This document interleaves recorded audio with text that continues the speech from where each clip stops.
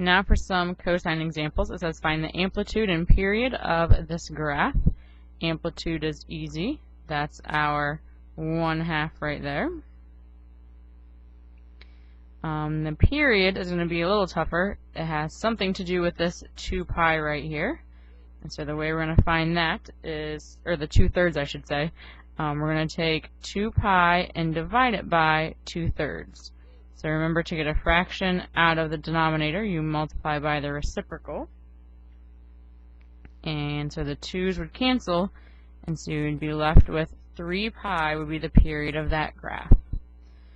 To graph the ones we have down below here, the cosine of 2t, there's no amplitude change. There's still a 1 outside there, so it's still going to go from 1 to -1 on the y-axis.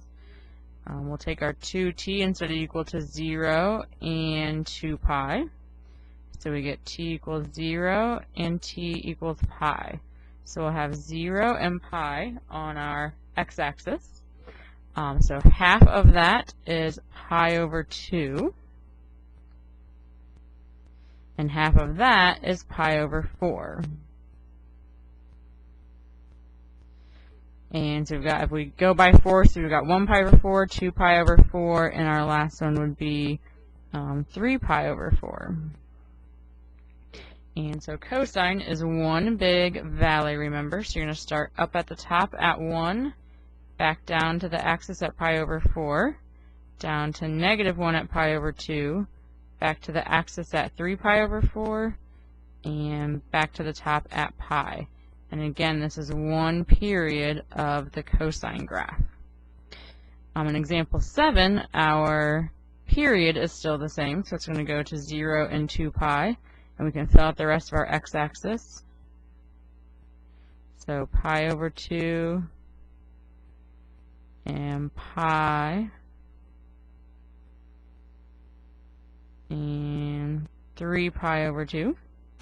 And this time our amplitude is going to be 2.